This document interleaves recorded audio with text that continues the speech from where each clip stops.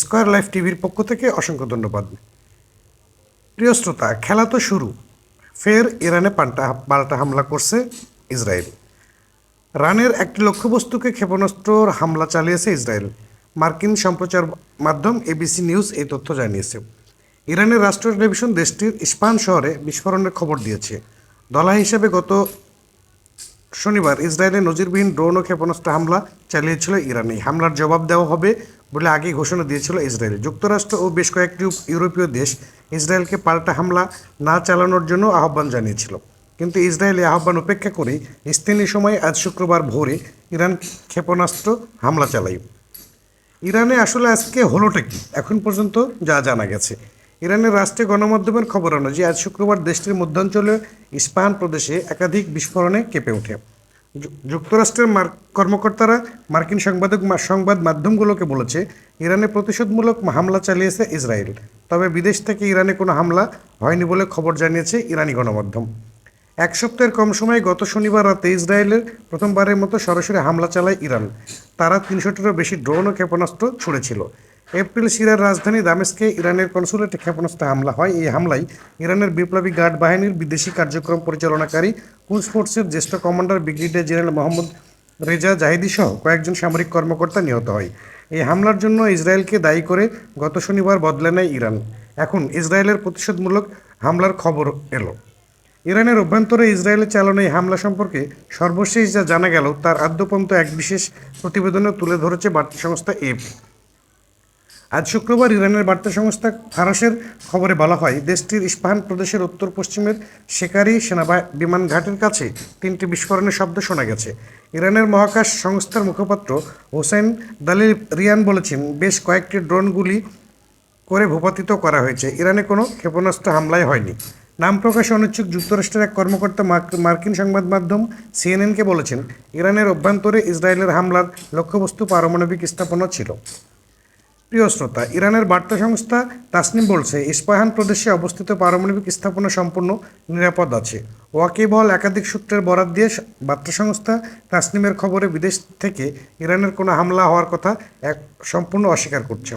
স্থানীয় একটি অধিকার গোষ্ঠীর তথ্য মতে সিরিয়ার দক্ষিণাঞ্চলেও বিস্ফোরণের খবর পাওয়া গেছে। ইরানের রাষ্ট্রীয় গণমাধ্যম খবরে বলা হয়, আজ দেশটির বেশ কয়েকটি শহরে আকাশ প্রতিরক্ষা সক্রিয় করা হয়। ইরানের আধা সরকারি মেহর নিউজ এজেন্সির খবর অনুসারে ইস্পাহান, সিজার, তেহরান সহ দেশটির বিভিন্ন শহরে উড়োজাহাজ চলাচল স্থগিত করেছিল কর্তৃপক্ষ। ফ্লাইট ট্র্যাকিং সফটওয়্যারে দেখা যায়, বাণিজ্যিক ফ্লাইটগুলো ইস্পাহান সহ ইরানের বিভিন্ন এলাকায় এড়িয়ে চলছে। ফ্লাইট দুবাইয়ের একটি উড়োজাহাজ ইরানের রাজধানী তেহরানের উদ্দেশ্যে রওনা হয়েছিল, কিন্তু তেহরান বিমানবন্দর বন্ধ করে দেওয়ায় উড়োজাহাজটি পরে দুবাইয়ে ফিরে এসেছে। আজ সকালে ইরানি টেলিভিশন ইস্পাহানের একটি গোলচত্বর এলাকার সরাসরি চিত্র সম্প্রচার করে, এতে সড়কে স্বাভাবিক যান চলাচলও দেখা গেছে। ইরানের সরকারি আইআরএনএ সংবাদ সংস্থার খবরে বলা হয়, ইস্পাহানে একাধিক বিস্ফোরণের ঘটনায় কোনো বড় ক্ষয়ক্ষতির খবর এখনও পাওয়া যায়নি।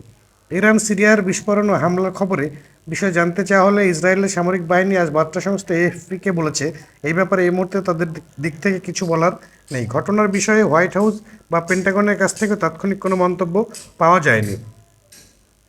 বেশ কয়েকটি মার্কিন গণমাধ্যমে খবরে বলা হয়েছে, ইসরায়েলের এই হামলার বিষয়ে আগাম নোটিশ পেয়েছিল ওয়াশিংটন, তবে ইসরায়েলের এই হামলাকে সমর্থন করেনি যুক্তরাষ্ট্র কিংবা হামলা বাস্তবায়নে কোনো ভূমিকাও রাখেনি।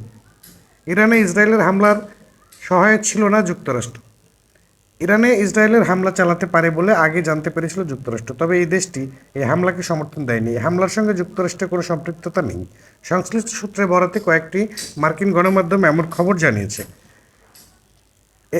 1 এপ্রিল সিরিয়ার রাজধানী দামেস্কে ইরানের কনসুলেটে যে হামলা চালিয়েছিল তারই প্রতিশোধমূলক আজ শুক্রবার ভোরে ইরানে ইসরায়েলের হামলার খবর পাওয়া গেছে। সূত্রে বরাতে এনবিসি ও সিএনএন এর প্রতিবেদনে বলা হয়, হামলার ব্যাপারে ওয়াশিংটনকে আগে জানানো হয়েছিল।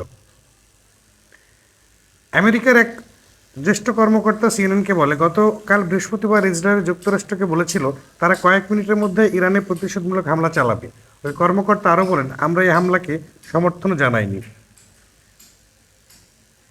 প্রিয় শ্রোতা, আমরা এরপরে একটি ভিডিও দেখব। ভিডিওটিতে দেখব ইরানের গোপন রহস্য, ইরানের শক্তিশালী দিক নিয়ে হরমুজ প্রণালী নিয়ে একটা ভিডিওটি বিস্তারিত দেখার পরে আপনারা অবশ্যই চ্যানেলটি সাবস্ক্রাইব করবেন এবং পুরো পৃথিবী যে অন্ধকারে তলিয়ে যাবে তার এই নমুনাটি পরের ভিডিওতে আপনারা দেখতে পাবেন। তাহলে কি পুরো ভিডিওটি না দেখলে অবশ্যই আপনারা পরিষ্কার হতে পারবেন না যে পুরো পৃথিবী কীভাবে অন্ধকারে ডুবে যাবে। প্রিয় শ্রোতা, সবাই ভালো থাকুন, সুস্থ থাকুন। আসসালামু আলাইকুম। আক্রমণ দিয়ে শেষ করেছে তারা।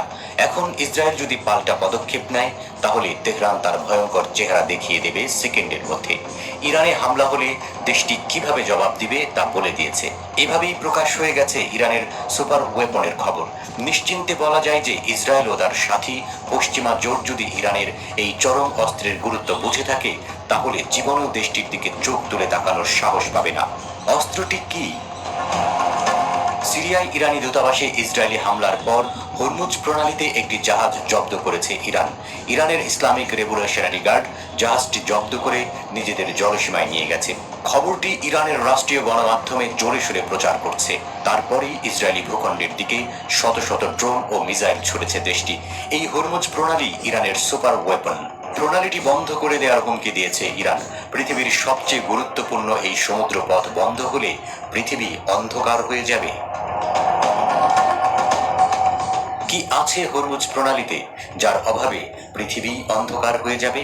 মধ্যপ্রাচ্য থেকে পৃথিবীর বিভিন্ন জায়গায় জ্বালানি তেল রপ্তানি করা হয় হরমুজ প্রণালীর মাধ্যমে। পারস্য উপসাগর ঘিরে থাকা সৌদি আরব, বাহরাইন, কাতার, সংযুক্ত আরব আমিরাত, কুয়েত, ইরান, ইরাক আর ওমান থেকে পৃথিবীর চাহিদার একটি বড় পরিমাণ জ্বালানি তেল উত্তোলন করা হয়। ওই অঞ্চলে পৃথিবীর মোট জীবাশ্ম জ্বালানির প্রায় অর্ধেক জমা আছে বলে অনুমান। পারস্য উপসাগরের নিচে এবং উপসাগরীয় ওইসব দেশে পৃথিবীর মোট প্রাকৃতিক গ্যাসেরও 40% রয়েছে। এত জ্বালানি তুলে পারস্য উপসাগর দিয়ে বাকি পৃথিবীতে সরবরাহ করার একটি মাত্র পথ আছে, যার নাম হরমুজ প্রণালী। মাত্র 21 মাইল চওড়া ওই প্রণালী ইরান আটকে দিলে এশিয়া, ইউরোপ, মার্কিন যুক্তরাষ্ট্র এবং অন্যান্য জায়গায় তৈরি হবে জ্বালানি তেলের সংকট। পৃথিবীর মোট বাণিজ্যের 80% সমুদ্র পথে হয়, কারণ জলপথে চলাচলই তুলনামূলক সস্তা। আর পৃথিবীব্যাপী জ্বালানি চাহিদার 15% মিটিয়ে থাকে পার্সিয়ান গালফ স্টেটগুলো। প্রতিদিন রপ্তানি হওয়া জ্বালানির 1/5 অর্থাৎ 2,10,00,000 ব্যারেল ক্রুড অয়েল হরমুজ প্রণালী হয়েই মধ্যপ্রাচ্য থেকে এশিয়া, ইউরোপ, যুক্তরাষ্ট্র সহ অন্যান্য অঞ্চলে পৌঁছায়। ফলে এই প্রণালী বন্ধ করেই থামিয়ে দেওয়া যায় ভৌগোলিক অর্থনীতির চাকা। বহু দেশের অর্থনীতির কোমর ভেঙে যাবে যদি পারস্য উপসাগর থেকে তেল না আসে।